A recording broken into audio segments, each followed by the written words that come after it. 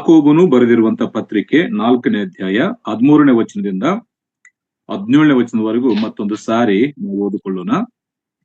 ನಾನೇ ಓದ್ತಾ ಇದ್ದೇನೆ, ಗಮನವಿಟ್ಟು ನೀವು ಕೂಡ ವಾಕ್ಯವನ್ನು ನೋಡಬೇಕು ಮತ್ತು ಕೇಳಿಸಿಕೊಳ್ಳಬೇಕಾಗಿ ಕೇಳಿಕೊಳ್ತೇನೆ. 4ನೇ ಅಧ್ಯಾಯ 13ನೇ ವಚನದಿಂದ 17ನೇ ವಚನವರೆಗೂ ಮತ್ತೊಂದು ಸಾರಿ ನಾವು ಓದೋಣ. ಈ ಹೊತ್ತು ಇಲ್ಲವೇ ನಾಳೆ ನಾವು ಇಂಥ ಪಟ್ಟಣಕ್ಕೆ ಹೋಗಿ ಅಲ್ಲಿ 1 ವರ್ಷವಿದ್ದು ವ್ಯಾಪಾರವನ್ನು ಮಾಡಿ ಲಾಭವನ್ನು ಸಂಪಾದಿಸುತ್ತೇವೆ ಅನ್ನುವವರೇ ಕೇಳಿರಿ. ನಾಳೆ ಏನಾಗುವುದೋ ನಿಮಗೆ ತಿಳಿಯದು. ನಿಮ್ಮ ಜೀವಮಾನವು ಎಂಥದ್ದು? ನೀವು ಸ್ವಲ್ಪ ಹೊತ್ತು ಕಾಣಿಸಿಕೊಂಡು ಆಮೇಲೆ ಕಾಣದೆ ಹೋಗುವ ಅಭಿಯಂತಿರುತ್ತೀರಿ. ಆದ್ದರಿಂದ ನೀವು ಅಂತ ಮಾತನ್ನು ಬಿಟ್ಟು ದೇವರ ಚಿತ್ತವಾದರೆ ನಾವು ಬದುಕಿ ಈ ಕೆಲಸವನ್ನಾಗಲಿ ಆ ಕೆಲಸವನ್ನಾಗಲಿ ಮಾಡುವೆವು ಎಂದು ಹೇಳಬೇಕು. ಹೀಗೆ ಹೇಳದೆ ನೀವು ಅಹಂಭಾವದಿಂದ ಹೊಗಳಿಕೊಳ್ಳುತ್ತೀರಿ. ಅಂತ ಹೊಗಳಿಕೆಯೆಲ್ಲ ಕೆಟ್ಟದ್ದೇ. ಹೀಗಿರುವುದರಿಂದ ಒಳ್ಳೆಯದನ್ನು ಮಾಡಬೇಕೆಂದು ತಿಳಿದು ಅದನ್ನು ಮಾಡದೇ ಇರುವವನು ಪಾಪಕ್ಕೊಳಗಾಗಿದ್ದಾನೆ. ದೇವರು ಈ ವಾಕ್ಯಗಳನ್ನು ನಮ್ಮೆಲ್ಲರಿಗಾಗಿ ಆಶೀರ್ವದಿಸಿ ತನ್ನ ಆತ್ಮನ ಮೂಲಕ ಆತನೇ ನಮಗೆ ಅನುಗ್ರಹಿಸಿಕೊಳ್ಳಿ. ಪ್ರಿಯರೇ, ಈ ಯಾಕೋಬನ ಪತ್ರಿಕೆಯಿಂದ ನಾವು ಅನೇಕ ವಿಷಯಗಳನ್ನು ನಾವು ನಮ್ಮ ಆಧ್ಯಾತ್ಮಿಕ ಜೀವನಕ್ಕೂ ಬೇಕಾಗಿರುವಂತ ವಿಷಯಗಳನ್ನು ನಾವು ಕೇಳಿಸಿಕೊಳ್ತಾ ಬರ್ತಾ ಇದ್ದೇವೆ. ಈಗ ನಾವು ಓದಿರುವಂತದ್ದು 4ನೇ ಅಧ್ಯಾಯ ಕಡೆ ಭಾಗವಾಗಿದೆ. ನಾವು 1ನೇ ವಚನದಿಂದ ವಿಷಯಗಳನ್ನು ನಾವು ಕೇಳಿಸಿಕೊಳ್ತಾ ಬಂದಿದ್ದೇವೆ. ವಿಷಯ ಏನಂತಂದ್ರೆ, ನಂಬಿಕೆ ವಿಷಯದಲ್ಲಿ ಶ್ರಮೆಗಳು ಬಂದಾಗ ಚದರಿಸಲ್ಪಟ್ಟಂತ ವಿಶ್ವಾಸಿಗಳು ಅವರು ಚದರಿರುವಂತ ಅನ್ಯ ಪ್ರದೇಶಗಳಲ್ಲಿ ಅವರು ಅನುಭವಿಸುತ್ತಿರುವಂತಹ ಸಮಸ್ಯೆಗಳ ಮಧ್ಯದಲ್ಲಿ ಅವರು ಸ್ಥಿರವಾಗಿ ನಿಲ್ಲಬೇಕು ಅಂತೇಳಿ ಯಾಕೋಬನು ಈ ಪತ್ರಿಕೆಯನ್ನು ಬರೆದಿದ್ದಾನೆ. ಪ್ರಾಮುಖ್ಯವಾಗಿ ಅವರು ಎದುರಿಸ್ತಿರುವಂತ ಸಮಸ್ಯೆಗಳಿಗೆ ಪರಿಷ್ಕಾರ, ಯಾವ ಕಾರಣದಿಂದ ಸಮಸ್ಯೆ ಬರ್ತಾ ಇದೆ ಆ ಸಮಸ್ಯೆಗೆ ಪರಿಷ್ಕಾರವನ್ನು ಯಾಕೋಬನು ಈ ಪತ್ರಿಕೆಯಲ್ಲಿ ಆತ ತಿಳಿಸಿದ್ದಾನೆ. ನಾವು ಮೊದಲು 2 ವಚನಗಳಲ್ಲಿ ಸಂಬಂಧಗಳ ಮಧ್ಯದಲ್ಲಿ ಸಮಸ್ಯೆಗಳನ್ನು ನೋಡಿದ್ದೇವೆ, ನಮ್ಮೊಳಗೆ ಇರುವಂತ ಸಮಸ್ಯೆಗಳು ನೋಡಿದ್ದೇವೆ. ಆಮೇಲೆ ಲೋಕದ ಮುಖಾಂತರ ಲೋಕದ ಸ್ನೇಹ ಇಲ್ಲ ಅನ್ಯೋನ್ಯತೆ ಮಾಡುವಾಗ ಲೋಕದ ಸ್ನೇಹದಿಂದ ಉಂಟಾಗುವಂತ ಸಮಸ್ಯೆಗಳು ಪರಿಷ್ಕಾರ ನೋಡಿದ್ದೇವೆ. ಆಮೇಲೆ ದೇವರ ಸಾನ್ನಿಧ್ಯವನ್ನು ಬಿಟ್ಟು ಹೋಗುವುದರಿಂದ ಸಮಸ್ಯೆಗಳು ಅದರ ಪರಿಷ್ಕಾರವನ್ನು ನೋಡಿದ್ದೇವೆ. ಆಮೇಲೆ ಸಹೋದರರ ಮಧ್ಯದಲ್ಲಿ ಅವರ ಸಂಭಾಷಣೆ ಮುಖಾಂತರ ಉಂಟಾಗುವಂತ ಸಮಸ್ಯೆಗಳು ಅದರ ಪರಿಷ್ಕಾರ ನೋಡಿದ್ದೇವೆ.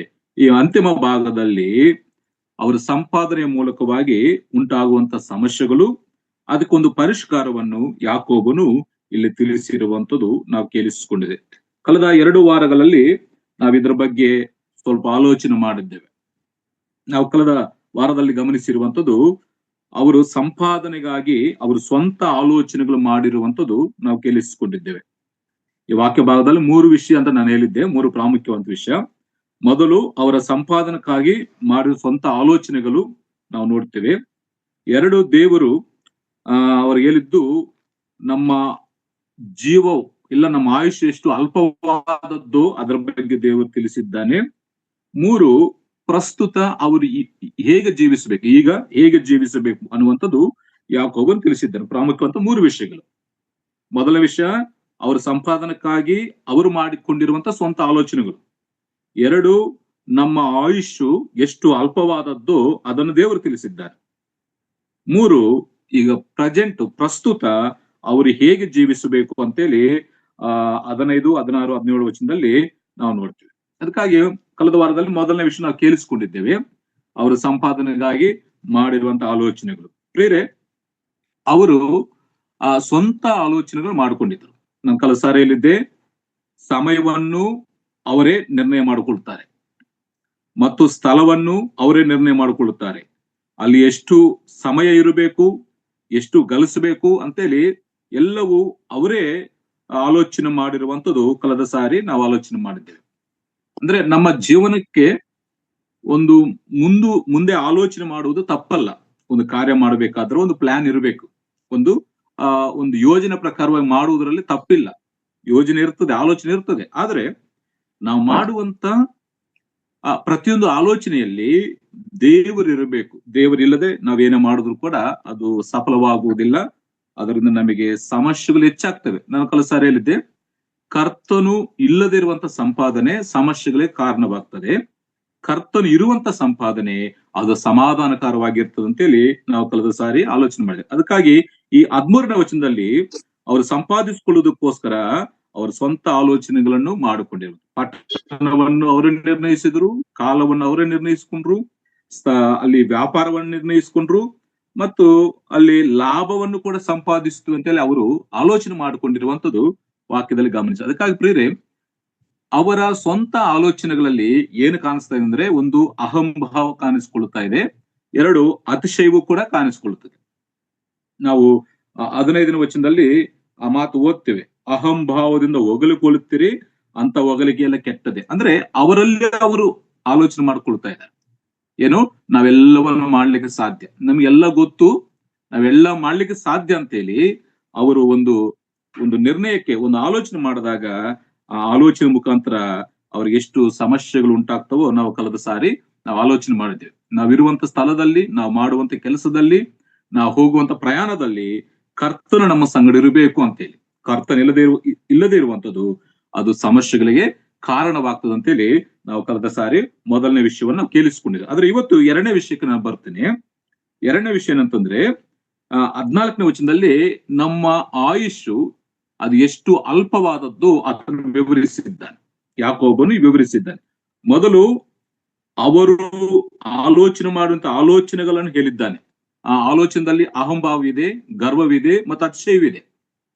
ಅದಕ್ಕಾಗಿ ನಾನು ಹೀಗೆ ಬರ್ಕೊಂಡಿದ್ದೇನೆ, ನಮಗೆಲ್ಲ ಗೊತ್ತು, ನಾವೆಲ್ಲವನ್ನು ಮಾಡ್ಲಿಕ್ಕೆ ಸಾಧ್ಯ ಅನ್ನುವಂಥವರಿಗೆ ದೇವರು ಹೇಳ್ತಾ ಇದ್ದಾನೆ, ನಿಮಗೇನು ಗೊತ್ತಿಲ್ಲ ಅನ್ನೋ 14ನೇ ವಚನದಲ್ಲಿ ಗಮನಿಸ್ತೇವೆ. ಇಲ್ಲಿ ಮನುಷ್ಯರು ನಾವೆಲ್ಲ ಮಾಡ್ಲಿಕ್ಕೆ ಸಾಧ್ಯ, ಪಟ್ಟಣಕ್ಕೆ ಹೋಗ್ತೇವೆ, ಅಲ್ಲಿ ಒಂದು ವರ್ಷ ಇರ್ತೇವೆ, ಅಲ್ಲಿ ವ್ಯಾಪಾರ ಮಾಡ್ತೇವೆ, ಲಾಭವನ್ನು ಸಂಪಾದಿಸ್ತೇವೆ ಅಂತೇಳಿ ದೇವರಿಗೆ ಅವಕಾಶವನ್ನು ಕೊಡದೆ ಸ್ವಂತ ಆಲೋಚನೆ ಪ್ರಕಾರವಾಗಿ ನಾವೆಲ್ಲವೂ ಮಾಡ್ಲಿಕ್ಕೆ ಶಕ್ತಿ ಇದೆ, ನಾವು ಮಾಡ್ತೀವಿ ಅಂತೇಳಿ ಆಲೋಚನೆ ಮಾಡಿಕೊಳ್ಳುವವರಿಗೆ ದೇವರು ಕೊಟ್ಟಂತ ಯೋಚನೆ ಅಂತ ನಿಮಗೇನು ಗೊತ್ತಿಲ್ಲ, ನಿಮ್ಮ ಆಯುಷ್ ಎಷ್ಟುದು, ಎಷ್ಟು ಕಾಲ ನೀವು ಜೀವಿಸ್ತೀರಂತೇಳಿ ದೇವರು ಅವರ ಆಯುಷನ್ನು ಅವರ ನೆನಪಿಗೆ ತಂದಿರುವಂತದ್ದು ನಾವು ವಾಕ್ಯದಲ್ಲಿ ಗಮನಿಸಿ. ಆದ್ರಿಂದ ನೀವು ಅಂತ ಮಾತನ್ನು ಬಿಡ್ರಿ. 15ನೇ ವಚನದಲ್ಲಿ, 14ನೇ ವಚನ ಹೇಳ್ತಾನೆ, ನಿಮ್ಮ ಜೀವಮಾನವ ಎಂಥದ್ದು, ಇಲ್ಲಾಂದ್ರೆ 13ನೇ ವಚನ ಕಡೆ ಭಾಗದಲ್ಲಿ, ನಾಳೆ ಏನಾಗುವುದು ನಿಮ್ಗೆ ತಿಳಿಯದು, ನಾಳೆ ಏನಾಗುವುದು ನಿಮ್ಗೆ ತಿಳಿಯದು, ನಿಮ್ಮ ಜೀವಮಾನವೆಂಥದ್ದು, ನೀವು ಸ್ವಲ್ಪ ಹೊತ್ತು ಕಾಣಿಸಿಕೊಂಡು ಆಮೇಲೆ ಕಾಣದೆ ಹೋಗುವ ಅವಿಯಂತಿರ್ತೀರಿ. ಇಲ್ಲಿ ನಮ್ಮ ಜೀವನವು ಎಷ್ಟು ಅಲ್ಪವಾದದ್ದು, ಎಷ್ಟು ತಾತ್ಕಾಲಿಕವಾದದ್ದು ಅಂತೇಳಿ ದೇವರು ತನ್ನ ಆತ್ಮನ ಮೂಲಕವಾಗಿ ತಿಳಿಸಿದ್ದಾರೆ. ಇವ್ರೇನ್ ಮಾಡ್ತಾ ಇದ್ದಾರೆ, ನಾವೆಲ್ಲ ಮಾಡ್ತೇವೆ, ನಮ್ಗೆಲ್ಲ ಗೊತ್ತು, ಒಂದು ವರ್ಷ ಅಲ್ಲಿ ಇರ್ತೇವೆ, ವ್ಯಾಪಾರ ಮಾಡ್ತೇವೆ, ದುಡಿತೇವೆ, ಸಂಪಾದನೆ ಮಾಡ್ತೇವೆ ಅಂತೇಳಿ ಅವ್ರು ಆಲೋಚನೆ ಮಾಡ್ತಿದ್ರು. ಆದ್ರೆ ದೇವ್ರು ಹೇಳ್ತಾ ಇದ್ದಾನೆ, ನಾಳೆ ಏನಾಗ್ತದೋ ನಿಮಗೆ ಗೊತ್ತಿಲ್ಲ, ನಿಮ್ಮ ಜೀವವು ಅದು ಎಂತದು, ಎಷ್ಟು ಮಾನ, ಅದು ಎಷ್ಟರದು ಅಂತೇಳಿ ಯಾಕೋಬನು ಇಲ್ಲಿ ವಿವರಣೆ ಮಾಡ್ತಾ ಇದ್ದ. ಅದಕ್ಕಾಗಿ ನಾನು 14ನೇ ವಚನಕ್ಕೆ ನಾನು ಕೊಟ್ಟಂತ ಒಂದು ಹೆಸರು ಏನಂತಂದ್ರೆ, ಅಲ್ಪ ಆಯುಷ್ ಇರುವಂತ ಮನುಷ್ಯನು ಈ ರೀತಿಯಾಗಿ ಆಲೋಚನೆ ಮಾಡುವುದು ತಪ್ಪು. ಅಲ್ಪ ಆಯುಷು ಇರುವಂತ ಮನುಷ್ಯನು ಈ ರೀತಿಯಾಗಿ ದೇವರಿಗೆ ಅವಕಾಶವನ್ನು ಕೊಡದೆ ತಮ್ಮ ಸ್ವಂತ ಆಲೋಚನೆ ಪ್ರಕಾರವಾಗಿ ಜೀವಿಸುವುದು ಅದು ಒಳ್ಳೆಯದಲ್ಲ ಅಂತೇಳಿ ವಾಕ್ಯದಲ್ಲಿ ಗಮನಿಸ್ತೇವೆ. ಬಲಹೀನಂತ ಮನುಷ್ಯನು ಈ ರೀತಿಯಾಗಿ ಅತಿಶಯಿಸುವುದು ತಪ್ಪಾಗ್ತದೆ, ಅದು ನೆರವೇರುವುದಿಲ್ಲ. ಬಲಹೀನವಂತ ಮನುಷ್ಯನು ಈ ರೀತಿಯಾಗಿ ಅದಕ್ಕಾಗಿ ಯಾಕೋಬ ಹೇಳ್ತಾರೆ, ಅಂತ ಮಾತನ್ನು ಬಿಡ್ರಿ, ಅಲ್ಲ ಅಂತ ಮಾತನ್ನು ಬಿಡ್ರಿ, ಅಂತ ಹೊಗಳಿಕೆಯನ್ನು ಬಿಡ್ರಿ. ಹೊಗಳಿಕೊಳ್ಳುತ್ತಾ ಇದ್ದೀರಿ, ಅಹಂಭಾವದಿಂದ ನೀವು ಹೊಗಳಿಕೊಳ್ಳುತ್ತಾ ಇದ್ರಿ, ಆ ಹೊಗಳಿಕೆಯನ್ನು ಬಿಡ್ರಿ. ನಿಮ್ಮ ಆಯುಷ್ ಎಷ್ಟುದು, ನೀವು ಸ್ವಲ್ಪ ಕಾಲ ಇರುವಂತವ್ರು, ನಿಮ್ಮ ಜೀವಮಾನ ಎಂತದಂತೇಳಿ ಆತನ ಹೇಳ್ತಾರೆ. ಅದಕ್ಕಾಗಿ ಈ 14ನೇ ವಚನದಲ್ಲಿ ಕೂಡ ಒಂದು 3 ವಿಷಯಗಳನ್ನು ಕೇಳಿಸ್ಕೊಳ್ಳೋಣ. 14ನೇ ವಚನದಲ್ಲಿ ಕೂಡ ಒಂದು 3 ವಿಷಯಗಳು. ಮೊದಲನೇ ವಿಷಯ ಏನಂತಂದ್ರೆ, ಅವರಿಗೆ ಕಾಲವು ಬಗ್ಗೆ ನಮಗೆ ಗೊತ್ತಿಲ್ಲ, ನಾಳೆ ಏನಾಗ್ತದೋ ನಮಗೆ ಗೊತ್ತಿಲ್ಲ. ಮೊದಲನೇ ವಿಷಯ ಅಂತಂದ್ರೆ, ನಾಳೆ ನಮಗೇನ ಅಂದ್ರೆ ಏನಾಗ್ತದೆ ಗೊತ್ತಿಲ್ಲ, ಅಂದ್ರೆ ಭವಿಷ್ಯತ್ತು ನಮ್ಗೆ ತಿಳಿಯದು, ಭವಿಷ್ಯತ್ ನಾಳೆ ಏನಾಗ್ತದೆ ನಮ್ಗೆ ತಿಳಿಯದು. ಅದಕ್ಕಾಗಿ ಮೊದಲನೇ ವಿಷಯ ಅಂತಂದ್ರೆ, ಭವಿಷ್ಯತ್ತು ನಮಗೆ ಭಯವನ್ನು ಹುಟ್ಟಿಸುವಂಥದ್ದು. ಅರ್ಥ ಆಯ್ತಾ? ಭವಿಷ್ಯತ್ತು ನಮಗೆ ಭಯವನ್ನು ಹುಟ್ಟಿಸ್ತದೆ, ಯಾಕಂದ್ರೆ ನಾಳೆ ಏನಾಗ್ತದೆ ನಮಗೆ ಗೊತ್ತಿಲ್ಲ.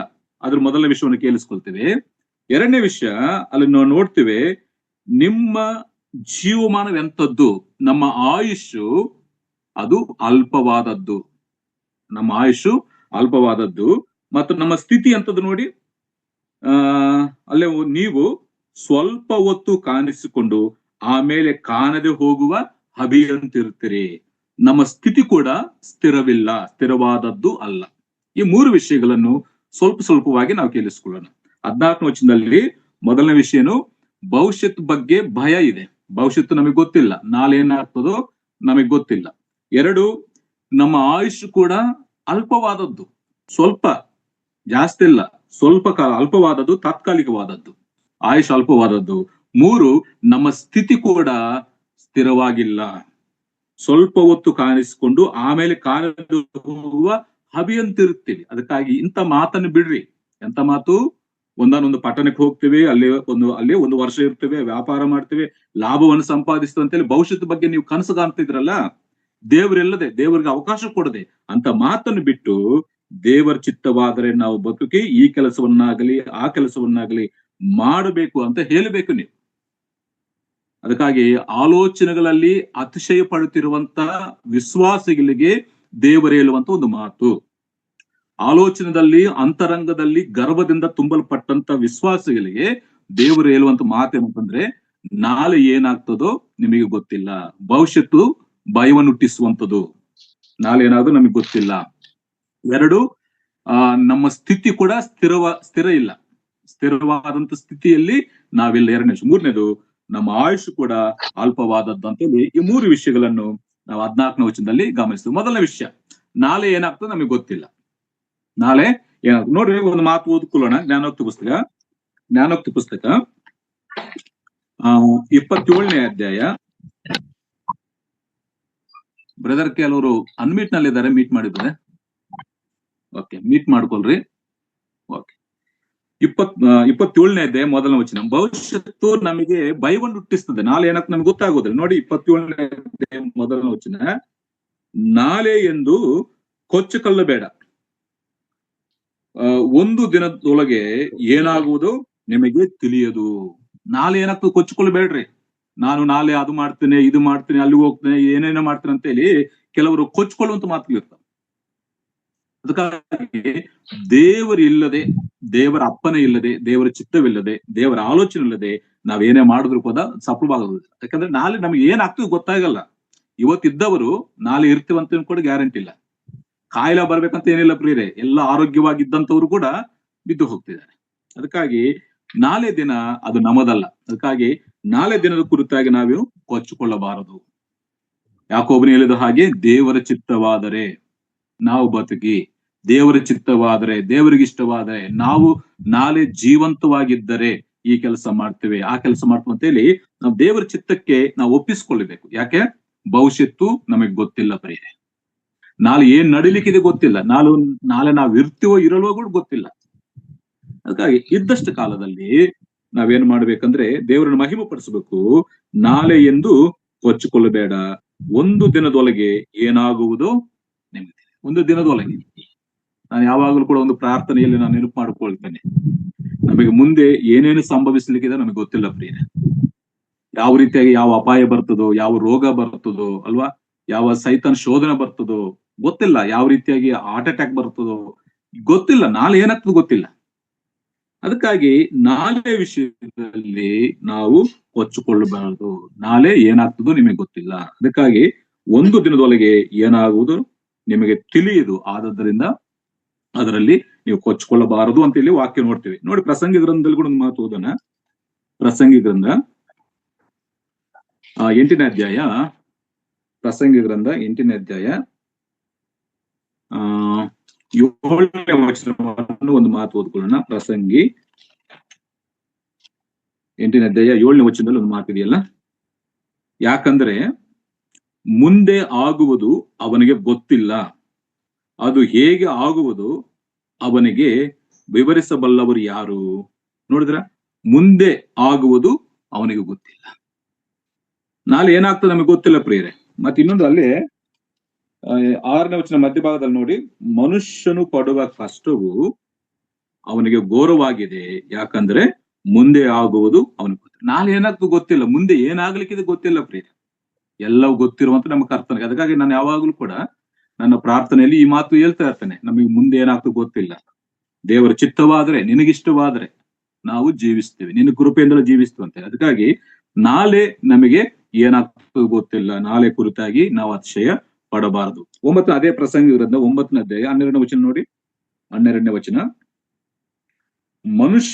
ಮನುಷ್ಯನನ್ನು ತನ್ನ ಕಾಲಗತಿಯನ್ನು ತಿಳಿಯನಷ್ಟೇ. ಮೀನುಗಳು ಕೆಟ್ಟ ಬಲೆಗೂ ಹಕ್ಕಿಗಳು ಜಾಲಕ್ಕೂ ಸಿಕ್ಕಿ ಬೀಳುವ ಹಾಗೆ ನರಜನ್ಮದವರು ತಮ್ಮ ಮೇಲೆ ತಟ್ಟನೆ ಬೀಳುವ ಕೆಟ್ಟ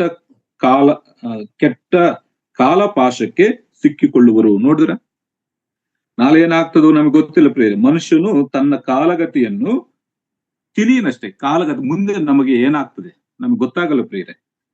ಅದು ಒಂದು ಎಕ್ಸಾಂಪಲ್ ಕೊಡ್ತಾರೆ. ಮೀನುಗಳು ಕೆಟ್ಟ ಬಲೆಗೂ ಪಕ್ಷಿಗಳು ಜಾಲಕ್ಕೂ ಸಿಕ್ಕಿ ಬೀಳುವ ಹಾಗೆ ನರಜನ್ಮದವರು ತಮ್ಮ ಮೇಲೆ ತಟ್ಟನೆ ಬೀಳುವ ಕೆಟ್ಟ ಕಾಲಪಾಶಕ್ಕೆ ಸಿಕ್ಕಿ. ನಾಳೆ ಹೆಂಗೋ ಏನಾಗ್ತದೆ ಗೊತ್ತಿಲ್ಲ, ಯಾವ ಪಾಶದಲ್ಲಿ ನಾವು ಸಿಕ್ಕಾಕೊಳ್ತೇವೋ, ಎಲ್ಲಿ ನಾವು ಬಿದ್ದು ಹೋಗ್ತೇವೋ ಗೊತ್ತಾಗುದಿಲ್ಲ. ಅದಕ್ಕಾಗಿ ನಾಳೆ ಅಂತೇಳಿ ನಾವು ಕೊಚ್ಚಿಕೊಳ್ಳಬಾರದು. ನಾಳೆ ಏನಾಗ್ತದೆ ಅಂತೇಳಿ ನಮಗೆ ಗೊತ್ತ. ಅದಕ್ಕಾಗಿ ಭವಿಷ್ಯತ್ತು ನಮ್ಗೆಲ್ಲರಿಗೂ ಭಯವೇ. ಇವತ್ತು ದೇವರ ಕೃಪೆಯಿಂದ ನಾವು ನಿಂತಿದ್ದೇವೆ, ಇವತ್ತು ದೇವರ ಕೃಪೆಯಿಂದ ಜೀವಿಸ್ತಾ ಇದ್ದೇವೆ. ಇದು ದೇವರ ಕೃಪೆ, ದೇವರ ಚಿತ್ತ. ಅದರ ನಾಳೆ ನಮ್ದಲ್ಲ ಪ್ರಿಯ. ಅದಕ್ಕಾಗಿ ನಾಳೆ ವಿಷಯದಲ್ಲಿ ನಾವು ಕೊಚ್ಚಿಕೊಳ್ಬಾರ್ದು. ಇಲ್ಲಿ ಯಾಕೋಬನ ಪತ್ರಿಕೆಯಲ್ಲಿ ಕೂಡ ಆ ಜನರಿಗೆ ಅವರು ಸ್ವಂತ ಆಲೋಚನೆ ಮಾಡಿಕೊಳ್ತಿರುವಾಗ ಅವರು ಯಾಕೋಬನ ಕೊಟ್ಟಂತ ಉತ್ತರ ಏನಂತಂದ್ರೆ, ನಾಳೆ ಏನಾಗುವುದು ನಿಮಗೆ ಗೊತ್ತಿಲ್ಲ. ಮತ್ತೆ ಅದೇ ಪ್ರಸಂಗಿ 10ನೇ ಅಧ್ಯಾಯ, ಬ್ರದರ್ ಮೀಟ್ ಮಾಡ್ಕೊಂಡ್ರೆ, ಬ್ರದರ್ ನಾಗರಾಜ್ ಬ್ರದರ್ ಯಾರು ಅನ್ಮೀಟ್ ನಲ್ಲಿ ಇದ್ರು ನೋಡ್ರಿ. ಓಕೆ, 10ನೇ ಅಧ್ಯಾಯ 14ನೇ ವಚನ ನೋಡಿ. 14ನೇ ವಚನದಲ್ಲಿ, ಮನುಷ್ಯನು ಮುಂದಿನದನ್ನು ತಿಳಿಯನು, ತಾನು ಕಾಲವಾದ ಮೇಲೆ ಹೀಗೆ ಆಗುವುದೆಂದು ಅವನು ಯಾರಿಂದ ತಿಳಿದುಕೊಂಡಾನು? ಅಜ್ಞಾನಿ ಮಾತುಗಳೇನು ಬಹಳ ಅಂತೇಳಿ. ಮನುಷ್ಯನು ಮುಂದಿನದನ್ನು ತಿಳಿಯನು. ಇವತ್ತು ನಾವು ಮನುಷ್ಯರು ಪ್ರಿಯರೇ, ಮುಂದೆ ಏನಾಗ್ತದೋ ನಮಗೆ ಗೊತ್ತಿಲ್ಲ. ಅದಕ್ಕಾಗಿ ಈ ಹೊಗಳಿಕೊಳ್ಳುವಂತ ಮಾತುಗಳಿಂದ, ನಾವು ಕೊಚ್ಚಿಕೊಳ್ಳುವಂತ ಮಾತುಗಳಿಂದ ನಾವು ದೂರವಾಗಿರ್ಬೇಕು. ಜ್ಞಾನೋಕ್ತಿ ಪುಸ್ತಕ 27:1 ನಾವು ನೋಡಿದ್ವಲ್ಲ, ನಾಳೆ ಎಂದು ಕೊಚ್ಚಿಕೊಳ್ಳಬೇಡಿ, ನಾಳೆ ಏನಾಗುವುದೋ ನಿಮಗೆ ತಿಳಿಯದು, ನಾಳೆ ಏನಾಗ್ತದೋ ನಮಗೆ ಗೊತ್ತಿಲ್ಲ. ಅದಕ್ಕಾಗಿ ನಾವು ದೇವರ ಚಿತ್ತಕ್ಕೆ ನಮ್ಮನ್ನು ನಾವು ಒಪ್ಪಿಸಿಕೊಳ್ಬೇಕು. ಮೊದಲನೇ ವಿಷಯ ಏನಂತಂದ್ರೆ, ಅವರು ಸ್ವಂತ ಆಲೋಚನೆಗಳು ಮಾಡಿಕೊಂಡ್ರು. ಒಂದು ಪಟ್ಟಣಕ್ಕೆ ಹೋಗ್ತೇವೆ, ಒಂದು ವರ್ಷ ಇರ್ತೇವೆ, ಅಲ್ಲಿ ವ್ಯಾಪಾರ ಮಾಡ್ತೇವೆ, ಲಾಭವನ್ನು ಸಂಪಾದಿಸ್ತೇವೆ ಅನ್ನುವವರೇ ಕೇಳಿರಿ ನಾಳೆ ಏನಾಗುವುದು ನಿಮಗೆ ತಿಳಿಯದು. ಅದಕ್ಕೆ ನಾನು ಹೇಗೆ ಬರ್ಕೊಂಡಿದ್ದೆ, ನಮಗೆ ಎಲ್ಲ ಗೊತ್ತು ಅನ್ನುವವರಿಗೆ ದೇವರು ಹೇಳ್ತಾ ಇದ್ದಾನೆ, ನಿಮಗೇನು ಗೊತ್ತಿಲ್ಲ, ನಿಮ್ಮ ಕೈಯಿಂದ ಏನು ಆಗುವುದಿಲ್ಲ ಅಂತೇಳಿ ದೇವರು ಉತ್ತರ ಕೊಡ್ತಾರೆ.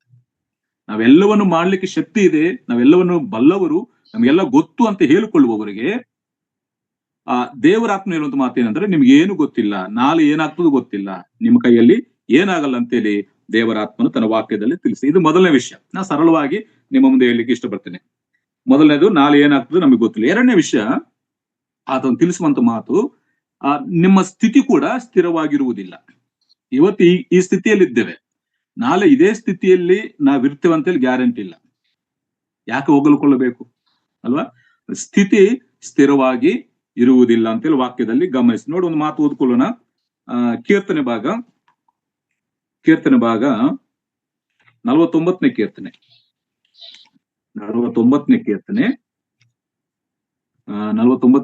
12ನೇ ವಚನ ಒಂದು ಮಾತಿದೆ ನೋಡಿ. ಮನುಷ್ಯನು ಎಷ್ಟೇ ಘನವಾದ ಪದವಿಯಲ್ಲಿದ್ದರೂ ಸ್ಥಿರವಿಲ್ಲ, ಪಶುಗಳಂತೆ ಇಲ್ಲವಾಗುತ್ತಾನೆ. ಮನುಷ್ಯನ ಸ್ಥಿತಿ. ಎರಡನೇ ವಿಷಯ ಏನಂತಂದ್ರೆ, ನಮ್ಮ ಸ್ಥಿತಿ ಸ್ಥಿರವಾಗಿರುವುದಿಲ್ಲ. ಹಾಗಾಗಿ ಮನುಷ್ಯನು ಎಷ್ಟೇ ಘನವಾದ ಪದವಿಯಲ್ಲಿ ಇರಲಿ, ಅವನು ಎಷ್ಟೇ ಉನ್ನತವಾದ ಪದವಿಯಲ್ಲಿ ಇರಲಿ, ಮನುಷ್ಯನು ಎಷ್ಟೇ ಘನವಾದ ಪದವಿಯಲ್ಲಿ ಇದ್ದರೂ ಸ್ಥಿರವಿಲ್ಲ, ನಾಳೆ ಬಿದ್ದು ಹೋಗ್ಬೋದು. ಪಶುಗಳಂತೆಯೇ ಇಲ್ಲವಾಗ್ತಾನೆ. ನಮ್ಮ ಸ್ಥಿತಿ ಅದು ಸ್ಥಿರವಾಗಿ ಇರ್ಲಿಕ್ಕೆ ಸಾಧ್ಯವಿಲ್ಲ. ಇವತ್ತು ಇದ್ದ ಸ್ಥಿತಿಯಲ್ಲಿ ನಾಳೆ ಕೂಡ ಇರ್ತೇವೆ ಅನ್ನುವಂತ ಗ್ಯಾರಂಟಿ ನಮಗಿಲ್ಲ. ಅದಕ್ಕಾಗಿ ಯಾಕೋಬನು ಬರೀತಾನೆ, ನೀವು ಈ ರೀತಿಯಾಗಿ ಆಲೋಚನೆ ಮಾಡಿಕೊಳ್ತಾ ಇದ್ದೀರಿ, ದೇವರನ್ನು ಬಿಟ್ಟು ಸ್ವಂತ ಆಲೋಚನೆ ಮಾಡ್ಕೊಳ್ತಾ ಇದ್ದೀರಿ, ನಾಳೆ ಏನಾಗ್ತದೋ ನಿಮಗೆ ಗೊತ್ತಿಲ್ಲ, ಮತ್ತು ನಿಮ್ಮ ಸ್ಥಿತಿ ಕೂಡ ಸ್ಥಿರವಿಲ್ಲ. ಆವತ್ತು ಆ ವಿಶ್ವಾಸಕ್ಕೆ ಮಾತ್ರವಲ್ಲ, ಇವತ್ತು ನಮಗೆ ಕೂಡ ದೇವರ ಮಕ್ಕಳಾಗಿ ಭೂಲೋಕದಲ್ಲಿ ಜೀವಿಸುತ್ತಾ ದೇವರಿಗೆ ಅವಕಾಶವನ್ನು ಕೊಡದೆ, ಇಷ್ಟ ಬಂದ ಹಾಗೆ ಜೀವಿಸುವಂತ ನಮಗೆ ಕೂಡ ದೇವರಾತ್ಮ ಹೇಳುವಂತ ಮಾತೇನಂತಂದ್ರೆ, ನಾಳೆ ಏನಾಗುವುದು ನಿಮಗೆ ಗೊತ್ತಿಲ್ಲ, ನಿಮ್ಮ ಸ್ಥಿತಿ ಸ್ಥಿರವಿಲ್ಲ ಅಂತ ಹೇಳಿ ವಾಕ್ಯ ಭಾಗದಲ್ಲಿ ನಾವು ಗಮನಿಸ್ತೇವೆ. ಅದೇ ಕೀರ್ತನೆ ಭಾಗದಲ್ಲಿ ಮತ್ತೊಂದು ಮಾತು ಓದೋಣ. ಕೀರ್ತನೆ 78ನೇ ಕೀರ್ತನೆ 78ನೇ ಕೀರ್ತನೆ 39ನೇ ವಚನ. 78ನೇ ಕೀರ್ತನೆ 39ನೇ ವಚನ ಒಂದು ಮಾತಿದೆ ನೋಡಿ. ಅವರು ಮಾಂಸ ಮಾತ್ರದವರು, ತಿರುಗಿ ಬಾರದ ಶ್ವಾಸದವರು ಆಗಿದ್ದಾರೆಂಬುದನ್ನು ನೆನಪು ಮಾಡಿಕೊಳ್ಳುತ್ತಿದ್ದನು. ಇಲ್ಲಿ ಇಸ್ರಾಯೇಲರು ತಪ್ಪಿ ಹೋಗ್ತಿದ್ದಾಗ, ಇಸ್ರಾಯೇಲಿಯರು ಅರಣ್ಯದಲ್ಲಿ ಪದೇ ಪದೇ ದೇವರನ್ನು ಪರೀಕ್ಷಿಸಿ ಪಾಪ ಮಾಡಿ ದೇವರ ಶಿಕ್ಷೆಗೆ ಗುರಿ ಆಗ್ತಾ ಇದ್ದಾಗ ದೇವರ ಆತ್ಮನು ಬರೆಸಿರುವಂತ ಒಂದು ಮಾತೇನಂತಂದ್ರೆ, ಅವರು ಅಂದ್ರೆ ಇಸ್ರಾಯೇಲ್ ಜನ ಅಂದ್ರೆ ಇಲ್ಲ ಮನುಷ್ಯರು, ಅವರು ಮಾಂಸ ಮಾತ್ರದವರು. ಅವರ ಸ್ಥಿತಿ ಅಂತದ್ದು, ಅವರ ಸ್ಥಿತಿ ಬಗ್ಗೆ ಹೇಳ್ತಾನೆ, ತಿರುಗಿ ಬಾರದ ಶ್ವಾಸ ಮಾತ್ರರು ಆಗಿದ್ದಾರೆ ಎಂಬುದನ್ನು ಇವತ್ತು ದೇವರು ನಮ್ಮನ್ನು ನೆನಪು ಮಾಡಿಕೊಂಡಿದ್ದು, ನಾವೇನ್ ದೊಡ್ಡ ಸ್ಥಿತಿವಂತರು, ಹಣವಂತರು, ಐಶ್ವರ್ಯವಂತರಂತಲ್ಲ ಪ್ರಿಯರೇ. ನನ್ನ ಕೆಲಸದಲ್ಲಿದ್ದೆ, ದೇವರು ಸೃಷ್ಟಿ ಮಾಡಿದ ಸೃಷ್ಟಿಯನ್ನು ನೋಡಿದಾಗ ಮನುಷ್ಯನನ್ನು ನೆನಪು ಮಾಡಿಕೊಳ್ಳೋದಕ್ಕೆ ಅವನು ಎಷ್ಟರವನು, ಅವನು ಧೂಳಿಗೆ ಸಮಾನನು, ಕುಲಕ್ಕೆ ಸಮಾನ ಅಂತ ವಾಕ್ಯದಲ್ಲಿದೆ 8ನೇ ಕೀರ್ತನೆಯಲ್ಲಿ. ಅದಕ್ಕಾಗಿ ನಮ್ಮ ಸ್ಥಿತಿ ಸ್ಥಿರವಾದದ್ದಲ್ಲ ಪ್ರಿಯರೇ. ಅದಕ್ಕಾಗಿ ದೇವರ ಕೃಪೆಯಿಂದ ಇವತ್ತು ನಾವು ನಿಂತಿದ್ದೇವೆ. ದೇವರ ಕೃಪೆಯಿಂದ, ದೇವರ ಪ್ರೀತಿಯಿಂದ ಇವತ್ತು ನಾವು ಸಜೀವರಾಗಿ ನಿಂತಿದ್ದೇವೆ. ಅದಕ್ಕಾಗಿ ಈ ಸ್ವಂತ ಆಲೋಚನೆಗಳನ್ನು, ಅಂತರಂಗದಲ್ಲಿ ಅಹಂಭಾವವನ್ನು ನಾವು ತೆಗೆದಿಟ್ಟು ದೇವರ ಚಿತ್ತವಾದರೆ ನಾವು ಬದುಕಿ ಈ ಕೆಲಸವನ್ನಾಗಲಿ ಆ ಕೆಲಸವನ್ನಾಗಲಿ ಮಾಡಬೇಕಂತೇಳಿ ಆಗಿನ ಕಾಲದ ಚದರಿಸಲ್ಪಟ್ಟಂತ ವಿಶ್ವಾಸಿಗಳಿಗೆ ಯಾಕೋಬನು ಈ ವಿಷಯವನ್ನು ತಿಳಿಸಿದ. ಇದು 2ನೇ ವಿಷಯ. ಮೊದಲು, ನಾಳೆ ನಿಮ್ಗೆ ಏನಾಗ್ತದೋ ಗೊತ್ತಿಲ್ಲ ಅಂದ್ರೆ ಭವಿಷ್ಯತ್ತು ಭಯಂಕರವಾಗಿದೆ, ಭವಿಷ್ಯತ್ತು ಭಯವನ್ನು ಹುಟ್ಟಿಸುವಂಥದ್ದು.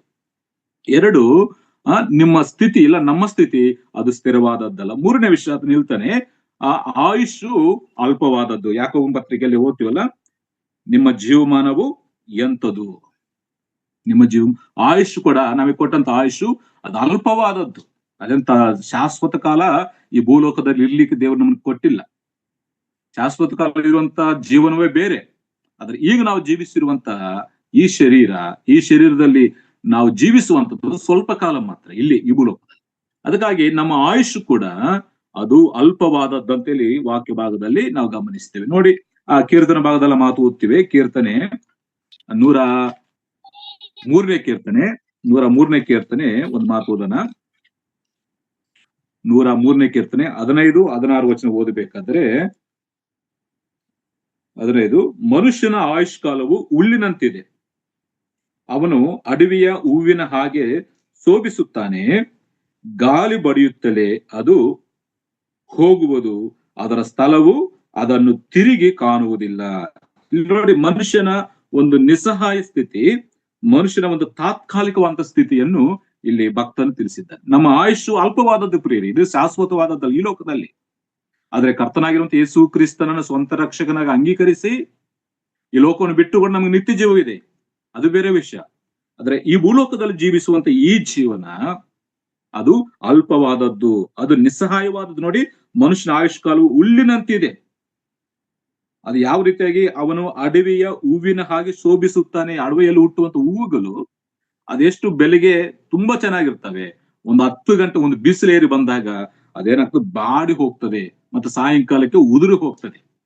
ಅದು ಗಾಳಿಯಿಂದ ಬಡ್ಕೊಂಡು ಹೋಗ್ತದೆ, ಮತ್ತೆ ಆ ಸ್ಥಳಕ್ಕೆ ಬರುವುದಿಲ್ಲ. ನೋಡಿ, ಆ ರೀತಿಯಾದಂತ ನಮ್ಮ ಆಯುಷ್ ಕಾಲ, ನಮ್ಮ ಜೀವನ. ಅದಕ್ಕಾಗಿ ಇಷ್ಟು ನಿಸ್ಸಹಾಯ ಸ್ಥಿತಿಯಲ್ಲಿರುವಂತ ಮನುಷ್ಯನು, ಇಷ್ಟು ತಾತ್ಕಾಲಿಕ ಆಯುಷನ್ನು ಹೊಂದಿರುವಂತ ಈ ಮನುಷ್ಯನು ಅಂತರಂಗದಲ್ಲಿ ಅತಿಶಯ ಪಡದೆ, ಸ್ವಂತ ಆಲೋಚನೆಗಳನ್ನು ಮಾಡದೆ ಏನು ಮಾಡಬೇಕಂತೆ, ದೇವರ ಚಿತ್ತವಾದರೆ ನಾವು ಹೋಗ್ತೇವೆ, ದೇವರ ಚಿತ್ತವಾದರೆ ನಾವು ಇದನ್ನು ಮಾಡ್ತೀವಿ ಅಂತೇಳಿ ಹೇಳಬೇಕು. ಯಾಕೆ ಹೇಳ್ತಾರೆ, ನೀವು ಹೀಗೆ ಹೇಳಬೇಕು, ಇದು ದೇವರು ಮೆಚ್ಚುವಂಥದ್ದು, ದೇವರು ಇಷ್ಟಪಡುವ. ಅದಕ್ಕಾಗಿ ಪ್ರಿಯರೇ, ನಮ್ಮ ಆಯುಷು ಅದು ಅಲ್ಪವಾದದ್ದು. ಯಾವುದು ಹೋಲಿಸಿದ್ದಾನೆ, ಅಡವಿಯ ಹೂವಿಗೆ ಹೋಲಿಸಿ ಮಾತಾಡಿದ್ದಾನೆ. ಹೂವು ಎಷ್ಟು ಗಂಟೆಗಳಿರ್ತದೆ ಅಂದ್ರೆ ಜಾಸ್ತಿ ಒಂದು 3 ಗಂಟೆ ಇರುವುದಿಲ್ಲ ಪ್ರಿಯರೇ. ಉದಯ ಕಾಲದಲ್ಲಿ ಶೋಭಿಸುತ್ತದೆ, ಗಾಳಿ ಬಡಿಯುತ್ತಲೇ ಅದು ಹೋಗುವುದು, ಅದರ ಸ್ಥಳವು ಅದನ್ನು ತಿರುಗಿ ಕಾಣುವುದಿಲ್ಲ. ಅದು ಹೋದ ಮೇಲೆ ಅದು ಕಾಣುವುದಿಲ್ಲ ಅಂತೇಳಿ ದೇವರ ವಾಕ್ಯ ಭಾಗದಲ್ಲಿ ನಾವು ಗಮನಿಸ್ತೇವೆ. ನಾವು ಅಲ್ಪ ಆಯುಷ್ ಉಳ್ಳಂತವರು, ನಿಸ್ಸಹಾಯ ಸ್ಥಿತಿಯಲ್ಲಿ ನಾವು ಜೀವಿಸುವಂತವರು ನಾವಾಗಿದ್ದೇವೆ. ಮತ್ತೆ ಇನ್ನೊಂದು ಮಾತು ನೋಡಿ, ಯೆಶಾಯನ ಪ್ರವಾದನ ಗ್ರಂಥ 2ನೇ ಅಧ್ಯಾಯ ಮನುಷ್ಯನ ಆಯುಷ್ ಎಷ್ಟು ಅಲ್ಪವಾದದ್ದು ದೇವರ ವಾಕ್ಯ ತಿಳಿಸ್ತದೆ. 2ನೇ ಅಧ್ಯಾಯ 22ನೇ ವಚನ. ಉಸಿರು ಮೂಗಿನಲ್ಲಿರುವ ತನಕ ಬದುಕುವ ಮನುಷ್ಯನನ್ನು ಬಿಟ್ಟು ಬಿಡಿರಿ. ಬ್ರದರ್, ಹೋಸ್ಟ್ ಇರುವಂತವ್ರು ಮೀಟ್ ಮಾಡ್ರಿ. ಕೆಲವ್ರಿಗೆ ಅನ್ಮಿಟ್ ನಲ್ಲಿದ್ದಾರೆ. Okay, Nagaraj brother.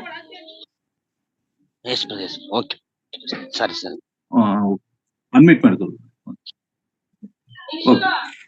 ನೋಡಿ, ಮನುಷ್ಯನ ಆಯುಷು ಎಷ್ಟು ಅಲ್ಪವಾದದ್ದು ದೇವರ ವಾಕ್ಯ ಹೇಳ್ತಿದೆ. ಉಸಿರು ಮೂಗಿನಲ್ಲಿರುವ ತನಕ ಬದುಕುವ ನರಮನುಷ್ಯನನ್ನು ಬಿಟ್ಟು ಬಿಡಿರಿ, ಅವನು ಯಾವ ಗಣನೆಗೆ ಬಂದಾನು. ನೋಡಿದ್ರ, ಉಸಿರು ಮೂಗಿನಲ್ಲಿರುವ ತನಕ ಬದುಕುವಂತ ಮನುಷ್ಯ ನಾವು.